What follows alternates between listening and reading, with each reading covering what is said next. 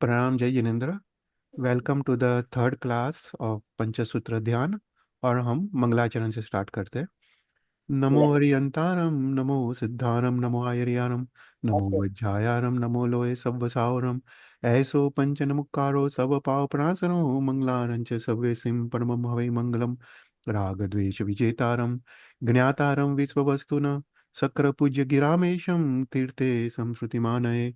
पन्नगे च सुरेन्द्रे च कौशिके पाद संस्कृते, निर्विशेष मनस्काय श्री वीर स्वामिने नमः। प्रणाम जय जिनेन्द्र।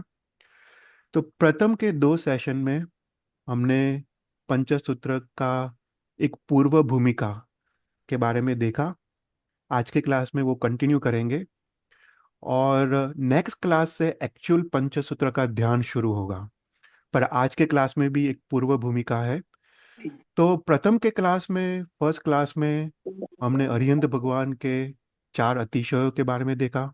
उसके लिए हमने समूहसरण का ध्यान किया।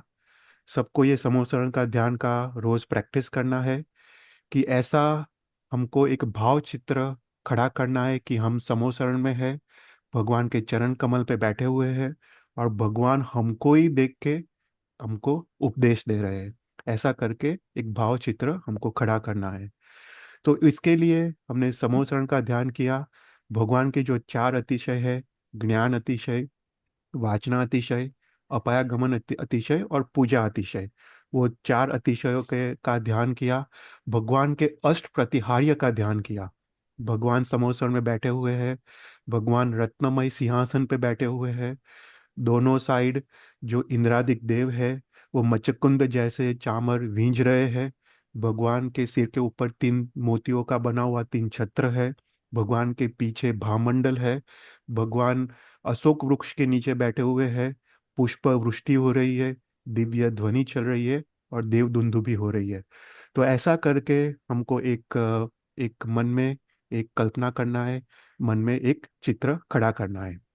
फिर उसके बाद दूसरे क्लास में हमने देखा कि भगवान ने अपना उपदेश प्रारंभ किया है और भगवान हमको कह रहे हैं कि हे जीव, तू इस संसार में अनादिकाल से है। तेरा ये संसार अनादिकाल से चल रहा है। अर्थात ऐसा एक भी समय नहीं था कि तू संसार में नहीं था। तो भगवान ने हमको एक अतीत की यात्रा कराई कि हम कहाँ पे थे, कहाँ से आए हैं और क्या करके आए हैं। तो उसके बारे में हमने अनुप्रेक्षा किया, ध्यान किया कि हम लोग अनादिकाल से सूक्ष्म निगोद में थे।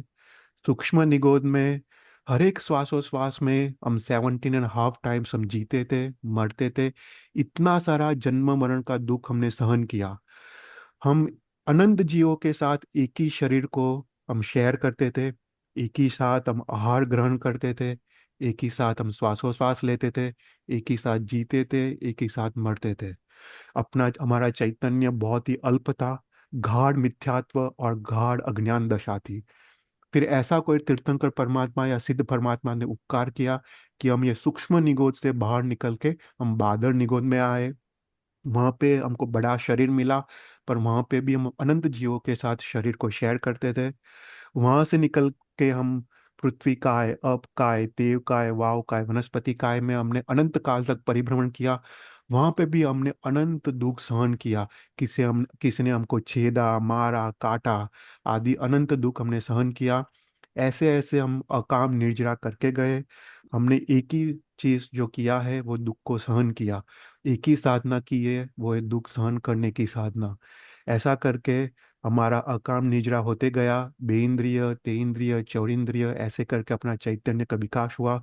पंचेंद्रिय परा मिला, उसमें भी हम तिर्यंच गति में अनंत काल तक घूमे। नरक गति में भी अनंत काल तक घूमे। भगवान बता रहे हैं कि तू तेरा जो संसार था उसका जो चलने का जो अनादिकाल से जो कारण है वो है कर्म, कर्म के साथ जीव का संयोग। हमने उसके बारे में अनुप्रेक्षा की कि पांच कारण थे कर्म के संयोग का। वो है मिथ्यात्व, उसके बाद प्रमाद, उसके बाद अविरति, कषाय और मन वचन काया के अशुभ योग। हमने ये पांच कारणों सर कर्म का हमने बंद किया। कर्म का संयोग हमारे साथ अनादिकाल से चलता रहा। और भगवान फिर आगे बता रहे हैं कि ये संसार कैसा है। संसार दुख रूप है। दुखमय है और दुख की परंपरा को सर्जन करने वाला है। तो ये प्रथम के दो क्लास में हमने इसके बारे में ध्यान किया, अनुप्रेक्षा किया। अभी हम थर्ड क्लास में हम आगे बढ़ते हैं। भगवान, पहले हम ये गाथा का सिंपल मीनिंग समझते हैं, उसके बाद उसके ध्यान और अनुप्रेक्षा में हम जाते हैं। तो भगवान हमको पिछले क्लास में हमने बताया कि तेरे को जो मनुष्यपना मिला, तू अचर्मावर्त काल से तू चर्मावर्त काल में आया। तेरे को ऐसे कोई भगवान की अनुपम कृपा प्राप्त हुई, जिसके कारण तेरे को मनुष्य भाव मिला, जिसके कारण तेरे को पूर्ण देह मिला, पांच इंद्रिय इंद्रिय की भी पूर्णता मिली। वहाँ पे तेरे को जैन धर्म मिला, तीर्थंकर की वाणी मिली, गुरु भगवंत मिले। ऐसा कोई अनुपम पुण्य था जिसके कारण ये तेरे को प्राप्त हुआ। अभी तेरे को एक ही चीज करनी है, वो है ये संसार को विच्छेद करना है, संसार का नाश करना है। और वही तेरे को पुरुषार्थ करना है, उसका ही तेरे को प्रयत्न करना है। तो भगवान हमको समझा रहे हैं कि संसार का नाश कैसे होगा। तो भगवान बता रहे हैं कि संसार का नाश शुद्ध धर्म के आराधना करने से होगा। हमने देखा कि शुद्ध धर्म, धर्म अनेक प्रकार के हैं। दान, शील, तप और भाव रूप धर्म है। सम्यक दर्शन, ज्ञान, चारित्र रूप धर्म है। छह आवश्यक क्रिया रूप धर्म है। छह बाह्य और छह अभ्यंतर तप की आराधना रूप धर्म है। धर्म अनेक प्रकार के हैं, पर ये धर्म को शुद्ध शुद्ध विशुद्धि से अगर हम पाले, तभी हमारा संसार का विच्छेद होगा। और शुद्ध धर्म पालने के लिए पाप कर्म का नाश वो आवश्यक है।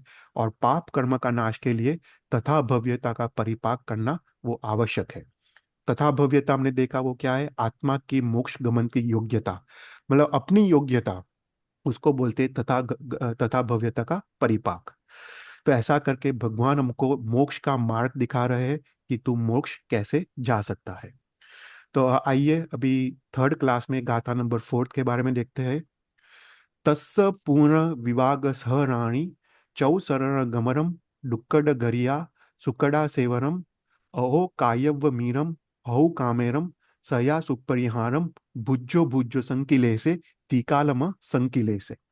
ये फोर्थ गाथा है। तो ये गाथा में भगवान हमको तथा भव्यता का परिपाक कैसे करने का, उसके बारे में हमको दिखा रहे हैं।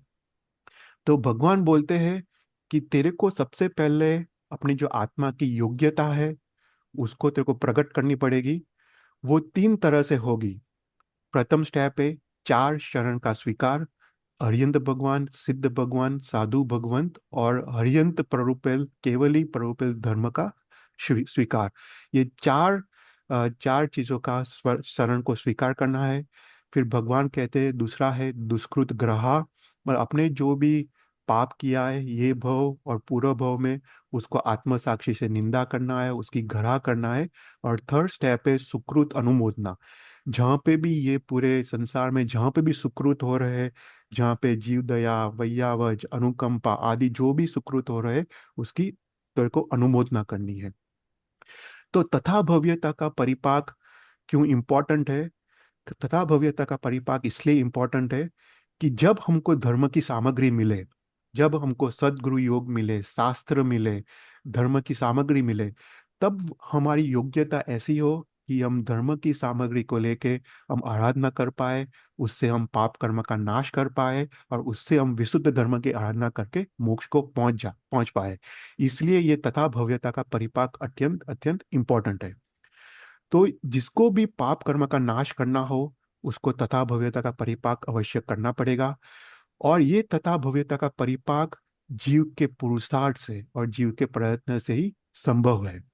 तो कहते हैं कि जैसे कोई रोग आता है तो औषधि लेते उससे रोग का नाश होता है, उसी प्रकार चार चरण का स्वीकार, दुष्कृत ग्रह और सुकृत अनुमोदना से तथा भव्यता का परिपाक होता है। तो यहाँ पे अ, तीन स्टेप्स दिखाए हैं कि अपनी आत्मा की योग्यता को प्रकट करने के लिए। तो सबसे पहला स्टेप है चार शरण का स्वीकार। उसमें अरियंत, सिद्ध, साधु और केवली प्ररूपिल धर्म का शरण का स्वीकार। तो इसका अर्थ क्या है? शरण का स्वीकार मतलब द्रव्य से स्वीकारना नहीं है, वचन से भी स्वीकारना नहीं है, पर भाव से शरण को स्वीकार करना है। भगवान के प्रति भक्ति भाव, बहुमान भाव, आदर भाव, और उनकी जो आज्ञा है उनका उनके प्रति बहुमान भाव, वो उसको बोलते हैं चार चरण का स्वीकार। तो चार चरण के स्वीकार से क्या होता है, क्या लाभ होता है? तो बोलते हैं कि सभी प्रकार की आपत्तियों, बाह्य आपत्ति और अभ्यंतर आपत्ति, दोनों प्रकार की आपत्तियों का नाश होता है। बाह्य आपत्ति मतलब कोई रोग आए, शोक आए, कोई विघ्न आए, उसका नाश होता है। अभ्यंतर आपत्ति मतलब राग द्वेष कषाय रति रति भाव, उसका भी नाश होता है। तो चार चरण के स्वीकार से सभी प्रकार की आपत्तियों का नाश होता है। दूसरा स्टेप है दुष्कृत की ग्रह। हमने जो भी पाप किए हैं, ये भव में पाप किए हैं और पूर्व भव में पाप किए हैं, वो पापों को याद करके उसकी निंदा और ग्रह करना, उसको मिच्छामि दुक्कडम देना, उसको बोलते हैं दुष्कृत ग्रह। ये भव में जो हमने पाप किए हैं उसको विशेष रूप से याद करना है। कि फॉर एग्जाम्पल, मैंने आज रात्रि भोजन किया, मैंने आज कंदमूल खाया, मैंने किसी पे क्रोध किया, मैंने किसी पे राग किया, ये सब कुछ विशेष रूप से हमको याद करके हमको उसकी निंदा और ग्रह करनी है। और जो हमको याद ना आए, जैसे पूर्व भव के पाप ऐसे याद ना आए, उसके सामान्य रूप से उसको याद करके उसकी निंदा और ग्रह करनी है। तो दुष्कृत ग्रह से क्या लाभ मिलता है? तो बोलते हैं पाप कर्म का नाश होता है, पापों के अनुबंध का नाश होता है, और पाप के विपाक उदय भी मंद हो जाता है। तो ये दुष्कृत ग्रह का अद्भुत फल है। और थर्ड स्टेप में भगवान बताते हैं सुकृत अनुमोदना। सुकृत अनुमोदना मतलब जहां पे भी सुकृत दिखाई दे, कोई जीव दया कर रहा हो, कोई वैयावच कर रहा हो, कोई तप कर रहा हो, कोई कोई स्वाध्याय कर रहा हो, कोई संयम जीवन का पालन कर रहा हो, कोई जिन पूजा कर रहा हो, वो सभी सुकृतों को याद करके हमको उसकी अनुमोदना करनी है। उसको देख के आनंदित होना है, हर्ष हर्ष उल्लास व्यक्त करना है। ये हमको हृदय से करना है। तो इससे क्या लाभ है? तो भगवान कहते हैं उससे उत्कृष्ट पुण्यानुबंधी पुण्य का बंध होता है। तो सभी जीवों को ये तीन स्टेप्स भगवान कहते हैं कि दिन में 3 बार करने हैं। सुबह को करने हैं, दोपहर को करने हैं और शाम को करने हैं। और जब जब अपने मन में संक्लेश पैदा हो, अर्थात राग द्वेष या कषाय की तीव्रता उत्पन्न हो, तभी ये पंचसूत्र का पाठ करना है। ये 3 स्टेप्स हमको करना है। फिर आगे जाके बताते हैं कि ये कैसे करना है। तो बोलते हैं प्रणिधान पूर्वक करना है। प्रणिधान पूर्वक मतलब अपने मन वचन काया के उपयोग पूर्वक करना है, भाव पूर्वक करना है। तभी हमारे पाप कर्म का नाश होगा, पुण्य का उपार्जन होगा, और तभी हम विशुद्ध धर्म की आराधना कर पाएंगे। तो यहाँ पे हमको शालिभद्र का हमको दृष्टांत याद आता है कि शालिभद्र ने एक ही साधु भगवान को गोचरी ओराई, पर कैसे ओराई? प्रणिधान पूर्वक ओराई। उसने अपने मन से साधु भगवान को गोचरी ओराई। वो सोच रहे हैं कि मेरे को कितना उत्तम लाभ मिला कि ऐसे उत्तम साधु भगवान को मुझे ओराने का लाभ मिला। तो मन से प्रणिधान, वचन से प्रणिधान, उसने भक्ति भाव पूर्वक साधु भगवान को बुलाया, वो वचन से प्रणिधान। काया से प्रणिधान मतलब उत्तम ऐसे खीर को उसने ओराया। तो ऐसे मन वचन काया के परिधान पूर्वक उसने साधु भगवान को गोचरी ओराया। तो उसके परिणाम उसको क्या प्राप्त हुआ? उसके परिणाम उसको दूसरे भव में साक्षात अरिहंत भगवान जैसे गुरु मिले। उसको रिद्धि सिद्धि तो मिली, पर रिद्धि सिद्धि के साथ उसको अनासक्त दशा भी प्राप्त हुई कि वो रिद्धि सिद्धि को छोड़ पाए, दीक्षा ले पाए, अनशन कर पाए। दूसरे भव में वो अनुत्तर विमान में गए, अभी वहां से निकल के राजपुत्र हो गए, दीक्षा लेंगे और मोक्ष में जाएंगे।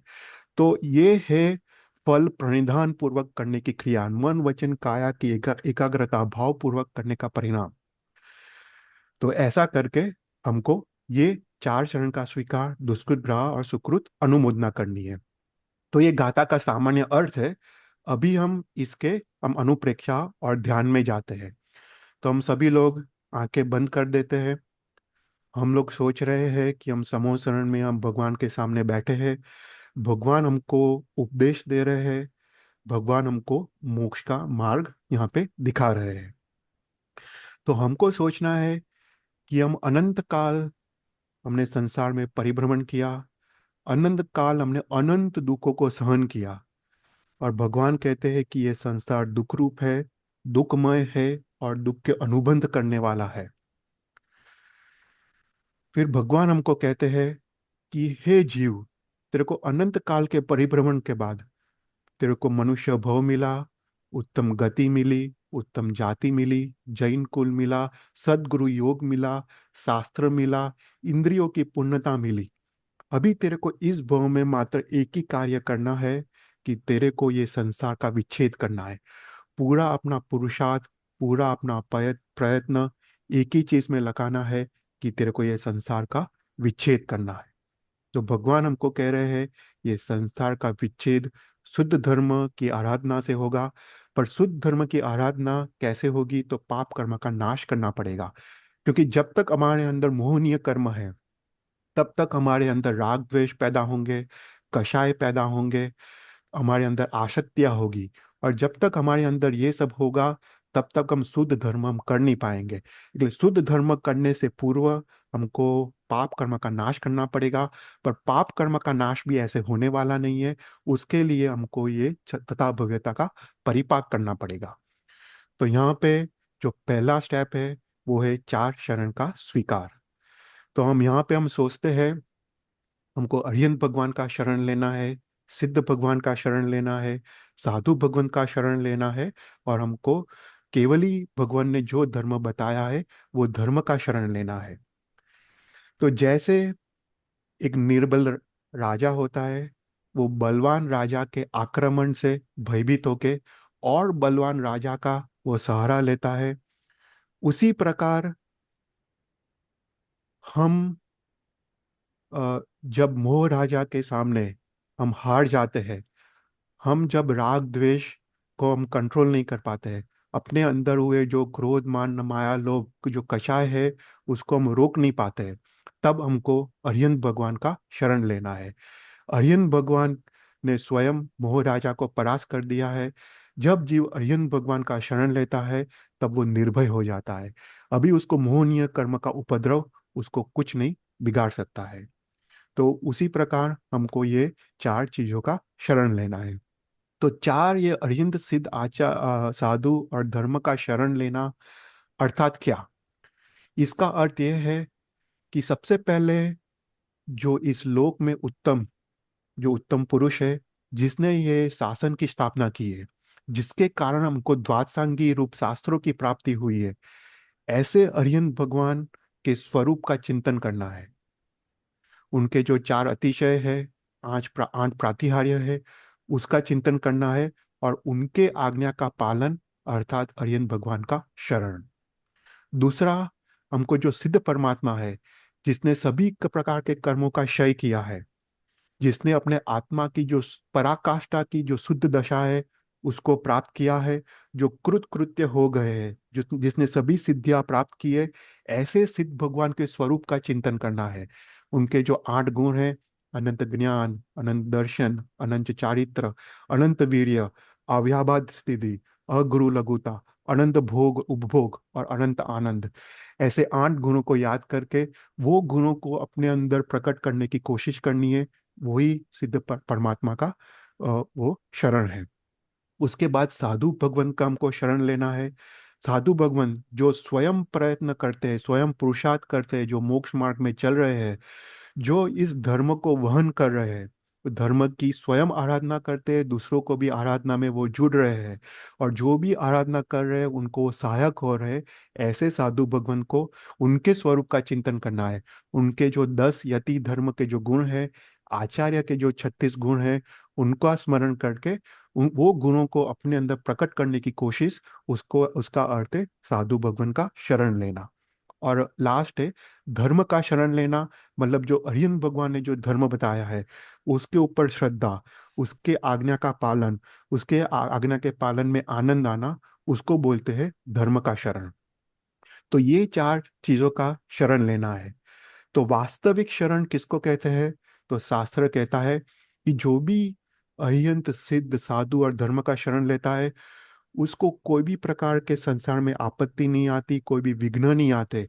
अगर पूर्व कर्म, अगर निकाचित कर्म के उदय से कोई आपत्ति आ भी गई, तभी उनको इन शरण से उनको रक्षण मिलता है, उनको समाधि और शांति की प्राप्ति होती है। वास्तविक शरण उसको उसको कहते हैं कि जो कायमी हो, जो शाश्वत हो। अरिहंत भगवान, सिद्ध भगवान, साधु और धर्म का शरण, वो शाश्वत शरण है। इस लोक का जो हम शरण है, माता पिता आदि का शरण, जो हम शरण है, वो कायमी शरण है, वो शाश्वत शरण है। और जो कायमी हो, जो शाश्वत शरण है, अरिहंत भगवान, सिद्ध भगवान, साधु और धर्म का शरण, वो शाश्वत शरण है। इस लोक का जो हम शरण है, माता पिता आदि का शरण, वो मात्र ये भव के लिए है। पर ये चार का शरण शाश्वत शरण है, उसको ही कहते हैं वास्तविक शरण। और जो शरण स्वीकारने के बाद अन्य और कोई का शरण लेने की इच्छा ना हो, उसको वास्तविक शरण कहते हैं। और जो शरण स्वीकारने के बाद अपने गुणों की वृद्धि हो और दोषों का नाश हो, उसको वास्तविक शरण कहते हैं। तो ऐसे करके हमको प्रथम स्टेप में अरिहंत, सिद्ध, साधु और धर्म का शरण लेना लेना है। फिर शास्त्र कहता है कि प्रथम दो के शरण, अरिहंत भगवान और सिद्ध भगवान के शरण से हमको क्या लाभ मिलता है। तो शास्त्र कहता है कि प्रथम अरिहंत और सिद्ध भगवान के शरण से सभी प्रकार की आपत्ति, बाह्य आपत्ति और अभ्यंतर आपत्तियों का नाश होता है। पाप कर्म का नाश होता है, पाप के संस्कारों का नाश होता है, पाप करने की वृत्ति का नाश होता है, पुण्य का बंध होता है, और धर्म समझने और धर्म आराधना आराधना करने की योग्यता प्राप्त होती है। तो इतना अद्भुत लाभ अरिहंत भगवान और सिद्ध भगवान के शरण से प्राप्त होता है। फिर साधु भगवान के शरण से क्या लाभ प्राप्त होता है। साधु भगवान का शरण अर्थात गुरु भगवान का शरण, जो हमको मार्ग दिखा रहे उनका शरण। तो उनका शरण अर्थात वो जो आज्ञा दे रहे, वो जो कह रहे उनके हिसाब से जीवन जीना, उससे हमारा कर्म का नाश होता है, गुण की वृद्धि होती है और मोक्ष की प्राप्ति होती है। और धर्म का शरण लेने से क्या प्राप्त होता है। धर्म का शरण लेने से धर्म धर्म की सामग्री प्राप्त होती है, धर्म समझने की सामग्री प्राप्त होती है, धर्म समझने की इच्छा प्राप्त होती है, धर्म समझने के लिए एक प्रयत्न होता है। अंत में जब धर्म समझ आता है तब धर्म का आराधना होता है और राग द्वेष की मंदता प्राप्त होती है। तो ऐसे अद्भुत लाभ अरिहंत भगवान, सिद्ध भगवान, साधु और धर्म का शरण लेने से प्राप्त होता है। फिर दूसरा स्टेप है तथा भव्यता के परिपाक में, वो है दुष्कृत का ग्रह। जो भी हमने इस भव में दुष्कृत किए हैं, हमने अनादि काल से हमने संसार में परिभ्रमण किया, इसके कारण हमको पाप करने की एक वृत्ति पैदा हो गई है। पाप करने के संस्कार हमारे आत्मा में पड़ गए हैं। ये पाप करने की वृत्ति और करने के संस्कार, ये दुष्कृत ग्रह से ये दोनों नाश होते हैं। हमने जो भी पाप किए हैं, ये भव में किए पर भव में किए, वो सभी पाप हमको याद करने हैं। हमको ये भव में जो भी पाप किए हैं, जैसे हमने देखा रात्रि भोजन किया हो उसको याद करना है, हमने किसी पे क्रोध किया हो वो याद करना है, किसी का दिल दुखाया हो वो याद करना है, हमने भगवान की आज्ञा का पालन नहीं किया हो, हमने छह आवश्यक क्रिया नहीं की हो, हमने किसी पे कोई व्यक्ति पे आसक्ति की हो, कोई पदार्थ पे आसक्ति की हो, हमने अपने आप पे आसक्ति की हो, हमने अहंकार किया, वो सभी पापों को यहाँ पे याद करना है, विशेष रूप से याद करके उसकी निंदा करनी है और उसकी ग्रह करनी है। तो निंदा और ग्रह अर्थात क्या, ये सभी पापों को याद करके हमको सोचना है कि मैंने ये पाप क्यों किए। मेरे को उत्तम ऐसा मनुष्य भव मिला, पर मैंने प्रमाद के कारण, अजागृति के कारण मैंने ये पाप किया, भगवान के आज्ञा विरुद्ध मैंने किया। मेरे आत्मा को तिरस्कार, मेरे आत्मा को धिक्कार है कि मैंने ऐसे पाप किया। ऐसे करके हमको आंख में आंसू लेके आने हैं और हमको वो भाव से हमको दुष्कृत करनी है कि हमको वापस ये पाप जीवन में न हो। उस प्रकार से हमको दुष्कृत ग्रह करनी है। तो उसमें पहले हमको आत्म साक्षी से हमको हमको निंदा करनी है, और उसके बाद हमको गुरु भगवान के साथ हमको ग्रह करनी है। ग्रह मतलब हमको पाप का इकरार करना है। हम समोसण में बैठे हैं, भगवान के सामने बैठे हैं, भगवान तो परम गुरु है। हमको एक एक पाप यहाँ पे सोच के हमको अरिहंत भगवान को हमको कहना है कि हे भगवान, मैंने ये पाप किया है, ये पाप किया है, ये पाप किया है। एक एक पाप को याद करके हमको अरिहंत भगवान को हमको इकरार करके हमको ग्रह करनी है। तो हमको आत्म साक्षी से निंदा करनी है, अपने आप को तिरस्कार करना है, अरिहंत भगवान को एक एक पाप बताना है। तो इससे क्या होता है, पाप की वृत्ति नाश होती है, पाप के संस्कार नाश होते हैं, पाप कर्म का नाश होता है। पाप कर्म के जो अनुबंध है, जो भवांतर में जो पाप परम परम पापानुबंधी पाप की परंपरा चलने वाली है, वो परंपरा का भी नाश होता है। और पाप जो ऑलरेडी बांधे हुए हैं, उसका जब उदय होने वाला है, वो उदय भी मंद होके ऑटोमेटिक निकल जाते हैं। तो इतना अद्भुत लाभ दुष्कृत ग्रह से होता है। तो यहाँ पे जब हमने अरियन भगवान, सिद्ध भगवान, साधु और धर्म का शरण लिया, उससे हमको क्या लाभ मिला? उससे हमको एक अद्भुत लाभ मिला कि हमको दुष्कृत दुष्कृत रूप से हम पहचान पाए। वो प्रथम स्टेप है। अगर हम पाप को पाप रूप माने नहीं, तो पाप की निंदा और ग्रह कैसे होगी? तो ये चार शरण का जब हमने स्वीकार किया, ये चार शरण से हमको क्या लाभ हुआ कि सबसे पहले हमको ये दुष्कृत है उसकी पहचान हुई। उसको उसके बाद सेकंड स्टेप में हमने जो दुष्कृत किया उसका हमने स्वीकार किया कि मैंने ये पाप किया। वो सेकंड स्टेप है। थर्ड स्टेप में मैंने अपने राग द्वेष के कारण, मैंने अपने कषायों के कारण, मैंने अपने प्रमाद के कारण मैंने ये पाप किया, उसका स्वीकार। फोर्थ स्टेप में अपने आत्मा आत्मसाक्षी से वो पापों की निंदा। और फिफ्थ स्टेप में से मैं भगवान के सामने वो पापों का इकरार, उसको ग्रह कहते हैं। तो दुष्कृत ग्रह में ये 5 स्टेप्स है। तो दुष्कृत ग्रह हमको कैसे करनी है? तो कहते हैं कि ये पाप मेरे को करने जैसा नहीं था, पर फिर भी मैंने ये पाप किया। ऐसे अकर्तव्य बुद्धि से दुष्कृत ग्रह करनी है। इसका अर्थ क्या है? कि ऐसा नहीं कि हम कभी सोचते कि मैं तो संसार में हूँ, मेरे को तो ये पाप करना ही पड़ेगा ना, संसार में। तो ये कर्तव्य बुद्धि से पाप हुआ। तो कर्तव्य बुद्धि से दुष्कृत ग्रह नहीं करनी है, पर अकर्तव्य बुद्धि से दुष्कृत ग्रह करनी है। इसका अर्थ है ये है कि भगवान ने हमको ये पाप करने को ना बोला, फिर भी मैंने ये पाप किया, धिक्कार है मुझे। मैं ऐसा करके हमको अकर्तव्य बुद्धि से हमको दुष्कृत ग्रह करनी है। तो सेकंड स्टेप है दुष्कृत ग्रह। और थर्ड स्टेप है सुकृतों की अनुमोदना। जैसे चार शरण के स्वीकार से हमको दुष्कृत दुष्कृत रूप लगे और उसके प्रति हमको हे बुद्धि, त्याज्य, त्याग करने का भाव पैदा हुआ, उसी प्रकार चार शरण के स्वीकार से हमको सुकृत सुकृत रूप हमको हमको पहचान होती है, सुकृत करने की इच्छा पैदा होती है। और हमको सुकृत के प्रति हमको पक्षपात यहाँ पे हमको पैदा होता है। तो शास्त्र कहते हैं जो दुष्कृत है वो दुष्कृत अंधकार स्वरूप है, और जो सुकृत है वो सूर्य समान है। तो यहाँ पे हमको सुकृत की अनुमोदना करनी है। यहाँ पे हमको स्व और पर दोनों के सुकृत की अनुमोदना करनी है। देखो, जब हम दुष्कृत की अनुमोदना करते हैं, उसमें स्वयं के दुष्कृतों की हमको ग्रह करती है, निंदा करते हैं। दूसरों के दुष्कृत को देखना नहीं है। पर जब हम सुकृत की अनुमोदना करते हैं, उसमें अपने खुद के भी सुकृत की अनुमोदना करनी है और पर के सुकृतों को भी अनुमोदना करनी है। तो यहाँ पे हमको सभी प्रकार के सुकृत यहाँ पे सोचना है। कोई जीव ने उत्तम वैयावच किया हो, कोई जीव ने तप किया हो, कोई कोई जीव संयम का उत्कृष्ट पालन कर रहा हो, कोई जीव अनुकंपा दान दे रहा हो, जीव दया कर रहा हो, कोई साधर्मिक वात्सल्य कर रहा हो, कोई एक छोटा नौकारसी का पचकान भी ले रहा हो, सभी प्रकार के सुकृतों को यहाँ पे सोचना है। कोई कोई भी प्रकार का परार्थकरण कर रहा हो, वो सभी सुकृतों को विशेष रूप से हमको सोचना है। हमने जो स्वयं सुकृत का किया है वो भी हमको सोचना है कि आज के दिन मैंने सामयिक किया, आज के दिन मैंने नौकारसी का पचकान किया। वो स्वयं के सुकृतों को भी सोचना है, पर के सुकृतों को भी सोचना है।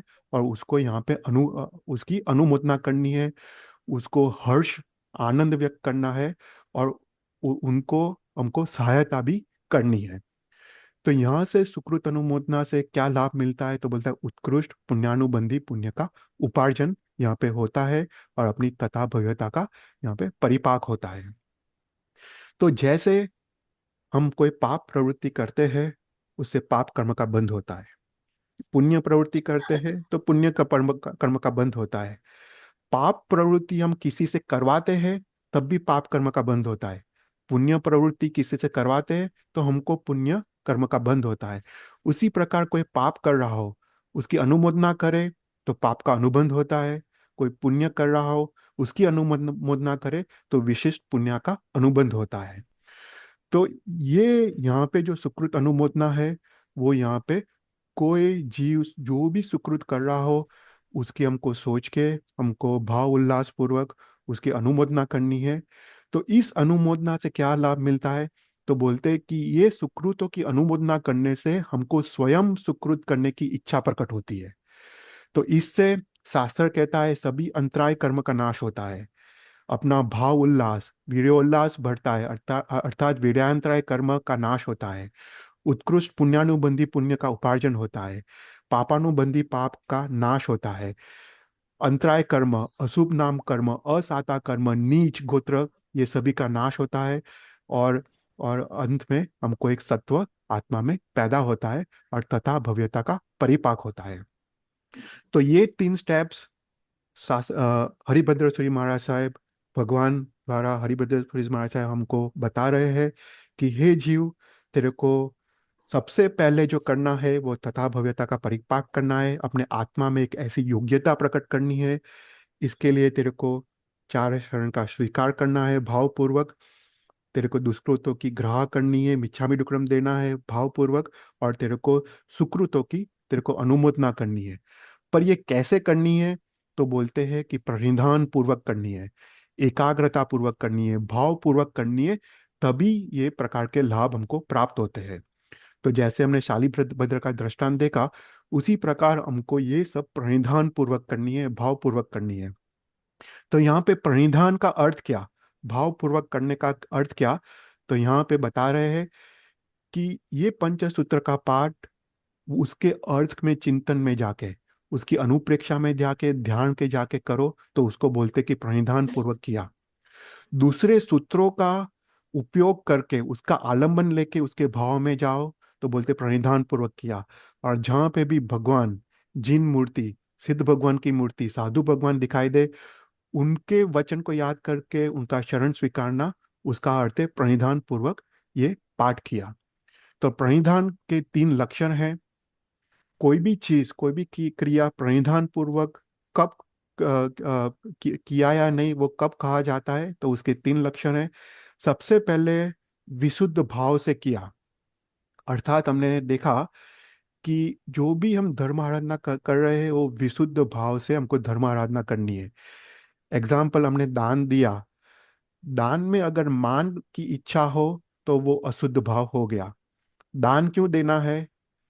अपनी आसक्तियों को छोड़ना है, अपने परिग्रह को छोड़ना है, दूसरे के दुखों को दूर करना है, धर्म की प्रभावना करनी है। वो आशय से अगर दान दिया तो बोलते विशुद्ध भाव से दान दिया। अगर हमने कोई तप किया, पर तप में भी हमने मान कषाय की इच्छा की कि कोई मुझे वाह वाह करे, कोई मुझे साता पूछने आए, तो वो अशुद्ध अशुद्ध भाव से तप किया। पर तप क्यों करना है? अपनी आहार संज्ञा को तोड़ने के लिए, अपने शरीर के प्रति जो आसक्ति है उसको तोड़ने के लिए तप करना है। तो उस प्रकार से तप के तो बोलते हैं विशुद्ध भाव से हमने तप किया। भगवान की पूजा क्यों करनी है? भगवान का अपने पे अनंत उपकार है। भगवान के गुणों को याद करके अपने अंदर प्रकट करने की कोशिश के कारण, वो उसके कारण उनको भगवान की जिन पूजा करनी है। तो वो आशय से अगर जिन पूजा करे तो कहते हैं कि विशुद्ध भाव से जिन पूजा की। तो उसी प्रकार कोई भी धर्म आराधना करे, वो विशुद्ध भाव से करे, तो कहते हैं कि वो धर्म क्रिया प्रणिधान पूर्वक की। दूसरा है एकाग्रता पूर्वक वो क्रिया करने का, अर्थात मन वचन काया के उपयोग पूर्वक वो क्रिया करने का। जो क्रिया कर रहे हैं उसमें टोटालिटी होनी चाहिए। अभी क्या होता है, हम भगवान की पूजा कर रहे हैं, काया से पूजा कर रहे हैं, वचन से हम दोहे बोल रहे हैं, काया और वचन का उपयोग है, पर मन तो कहीं और भटक रहा है, तो वहां पे टोटालिटी नहीं है। कोई भी क्रिया करे उसमें संपूर्ण मन वचन काया का उपयोग से अगर वो क्रिया करे, तो वो बोलते हैं प्रणिधान पूर्वक की वो क्रिया है। राइट। तो सेकंड है प्रणिधान पूर्वक की क्रिया, मतलब जहाँ पे मन वचन काया का पूर्ण उपयोग हो, जो क्रिया कर रहे हैं वो क्रिया में उपयोग हो, दूसरी क्रिया में उपयोग नहीं हो। जैसे हम भगवान की पूजा कर रहे हो, पर हम अगर चैत्य बंधन के बारे में सोच रहे हो, तो वो दूसरी क्रिया में उपयोग हो गया। जो क्रिया कर रहे हैं वही क्रिया में अपना मन वचन काया का उपयोग होना चाहिए, तो उसको कहते हैं प्रणिधान पूर्वक की क्रिया। और उसका थर्ड लक्षण है यथाशक्ति क्रिया। हमको भगवान के वचन याद है, हमको वो हमको ज्ञान प्राप्त हुआ है, पर जहाँ पे ज्ञान के अनुरूप यथाशक्ति क्रिया ना हो तो वो प्रणिधान पूर्वक की क्रिया नहीं हुई। तो हमको वो क्रिया जो शास्त्र में जो विधि बताई है, वो विधि पूर्वक संपूर्ण रूप से क्रिया करनी है। अगर एक सामयिक भी कर रहे हैं उसमें जो खमाक्षणा भी आता है, उसमें 70 संडासा पूर्वक खमाक्षणा देना है, तो बोलते हैं कि विशुद्ध प्रकार से हमने वो क्रिया की। तो प्रणिधान का 3 लक्षण है। विशुद्ध भाव होना चाहिए, मन वचन काया की टोटालिटी एकाग्रति होनी चाहिए, और यथाशक्ति विशुद्ध शास्त्र में बताई गई क्रिया होनी चाहिए। तो उसको बोलते हैं प्रणिधान पूर्वक की क्रिया। तो उसी प्रकार प्रणिधान पूर्वक हमको भगवान के 4 शरण को स्वीकारना है, परिधान पूर्वक अपने दुष्कृतों की ग्रह करनी है, और परिधान पूर्वक हमको स्व और पर के सुकृतों की अनुमोदना करनी है। तो परिधान पूर्वक 4 शरण के स्वीकार से हमको सभी आपत्ति या बाह्य और अभ्यंतर आपत्तियों का नाश होता है, राग द्वेष नाश होता है। प्रणिधान पूर्वक दुष्कृत ग्रह करने से हमको पाप कर्म का नाश होता है, पाप के अनुबंधों का नाश होता है, और पाप के विपाक उदय का भी नाश होता है। और प्रणिधान पूर्वक की गई सुकृत अनुमोदना, उससे हमको उत्कृष्ट पुण्यानुबंधी पुण्य का उपार्जन होता है, और हम मोक्ष से निकट पहुंच जाते हैं। तो ये 3 स्टेप्स यहाँ पे भगवान हमको बता रहे हैं। ये 3 स्टेप्स अगर हम भावपूर्वक करें, अपने पाप कर्म का नाश होगा, विशुद्ध क्रिया हम कर पाएंगे, और मोक्ष को हमको प्राप्ति होगी। तो ऐसा करके ये 4th गाथा का यहाँ पे हमने अनुप्रेक्षा और ध्यान किया। तो नेक्स्ट क्लास में हम अभी एक्चुअल हम एक एक शरण में जाएंगे। जो एक्चुअल जो पंचस्तुति का ध्यान है वो नेक्स्ट क्लास से शुरू होगा। सबसे पहले हम अरिहंत भगवान के शरण कैसे करने का, उसके ध्यान और अनुप्रेक्षा में जाएंगे। सिद्ध भगवान का शरण कैसे ग्रहण करने का, उसके ध्यान और अनुप्रेक्षा में जाएंगे। उसी प्रकार 4 शरण, फिर दुष्कृत ग्रह, सुकृत अनुमोदना, हम एक एक क्लास में हम ये सब टॉपिक्स लेंगे। हर एक जो स्टेप्स है, 3 स्टेप्स, उसके हम ध्यान और अनुप्रेक्षा में जाएंगे, और ऐसा करके हम पंचसूत्र में आगे बढ़ेंगे। कोई भी क्वेश्चंस? હલો ચૈતન્યભાઈ, હું हाँ દિવ્યા બોલું છું. हाँ. તમે આપણે શરૂઆતમાં જે અરિહંત ભગવાન અને સિદ્ધ ભગવાન અને સાધુ અને ધર્મનું શરણ, हम्म. એ જે એ વન મોર ટાઈમ અરિહંત ભગવાનનું ફરીથી સમજાવશો જરા? સારું, ડેફિનેટલી. આ છે ને, આપણે અત્યારે તો બહુ બેઝિક જોયું. હા. हमने हमने काफी बेसिक देखा कि ये 3 स्टेप्स क्या है, वही देखा है हमने। अरिहंत भगवान, साधु, अरिहंत सिद्ध साधु और धर्म का शरण लेने का, वो हमने बेसिक स्टेप देखा। अभी नेक्स्ट क्लास में हम एक्चुअल अरिहंत भगवान के शरण में जाएंगे। तब तुमको ख्याल आएगा कि हरिहंत भगवान का शरण कैसे ग्रहण करने का। पर अभी અચ્છા અચ્છા. अभी तो ये जस्ट 3 स्टेप्स के हमने ये ना पूरा, अभी ये पहले के जो 3 क्लास हुए, वो सिर्फ पूर्व भूमिका है। રાઈટ. अभी ना ઓકે. एक्चुअल जो ध्यान शुरू होगा वो नेक्स्ट क्लास से शुरू होगा, जब हम अरिहंत भगवान का ध्यान करेंगे। फिर हम અચ્છા. सिद्ध भगवान का ध्यान करेंगे, फिर साधु का ध्यान करेंगे, और धर्म का ध्यान करेंगे। फिर हम दुष्कृतों की ग्रह करेंगे। वो पूरा अद्भुत एक प्रोसेस है। हर एक प्रकार के दुष्कृतों को हम याद करेंगे। फिर हम सुकृतों की अनुमोदना करेंगे। ये सब स्टेप्स है। अभी तो मैंने बहुत सिंपल तरीके से समझाया, पर इन ચલો. शॉर्ट, હમ.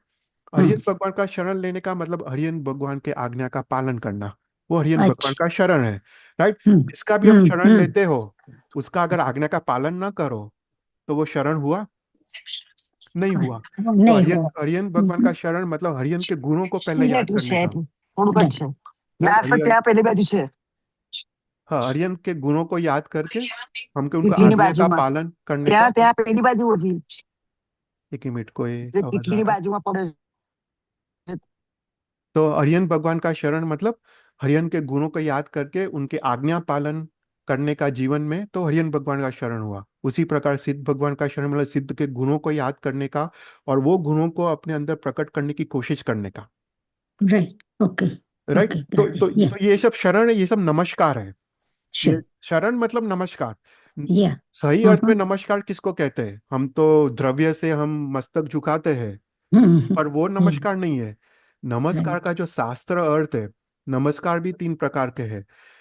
वो इच्छा नमस्कार, शास्त्र नमस्कार, और सामर्थ्य योग का नमस्कार। जो इच्छा योग का नमस्कार है, शास्त्र योग का नमस्कार है, और सामर्थ्य योग का नमस्कार, उसमें आता है नमस्कार किसको कहते हैं।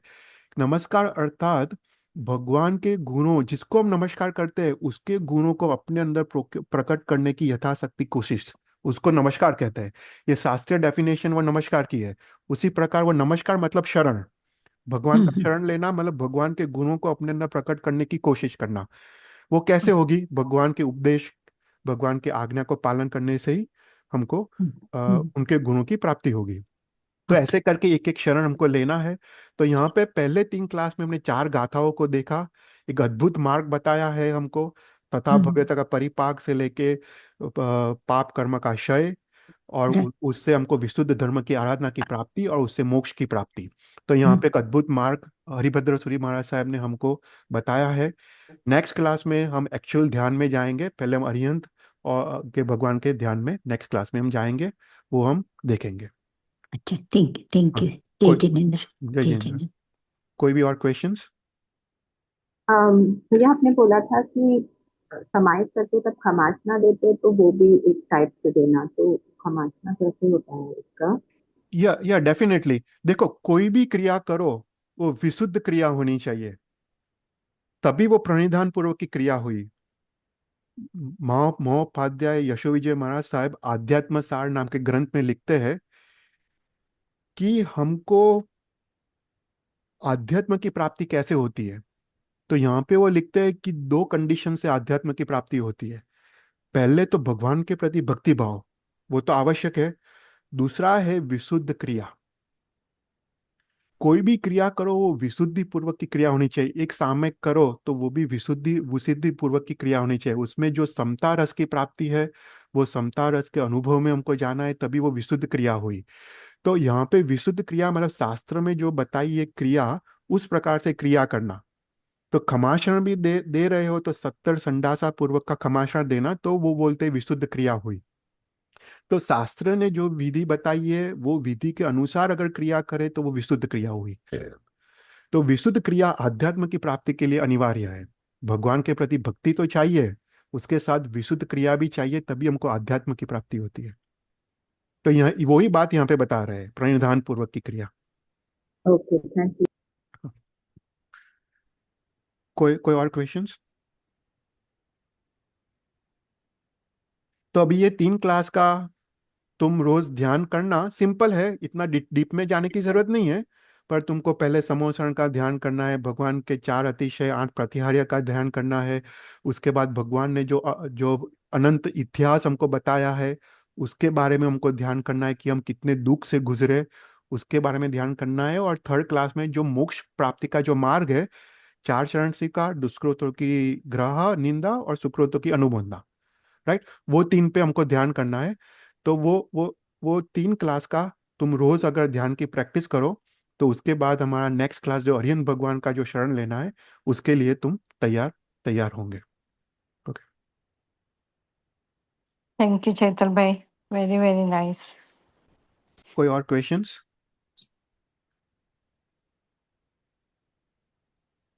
ठीक है, कोई क्वेश्चन नहीं हो तो हम नौकार गिन के हम समाप्त करते।